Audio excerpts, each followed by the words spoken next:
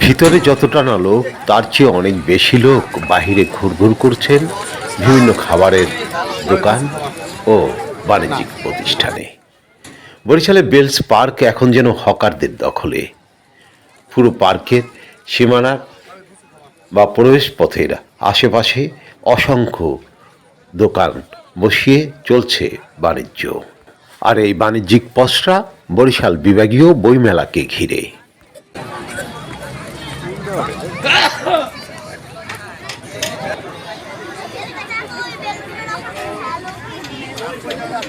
9 দিনব্যাপী এই বইমেলায় ঢাকা ছাড়াও বিভিন্ন জেলা থেকে আগত প্রায় 95টি স্টল সাজানো হয়েছে। রয়েছে নামি দামি প্রকাশনী সংস্থাও।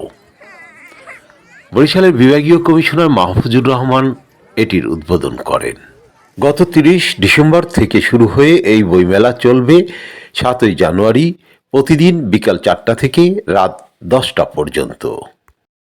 বইমেলা শুরুর তৃতীয় দিনে বৃহস্পতিবার বিকাল 4টার পরে মেলার মাঠে প্রবেশ করে দেখা গেল মানুষের উপস্থিতি খুবই কম।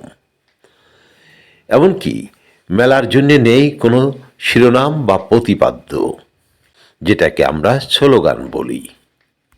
মাঝখানে কোনো স্থাপনা বা প্রতিষ্ঠান নেই, যেটা আগে ছিল লেখক আড্ডা বা সাংস্কৃতিক জোন ইত্যাদি।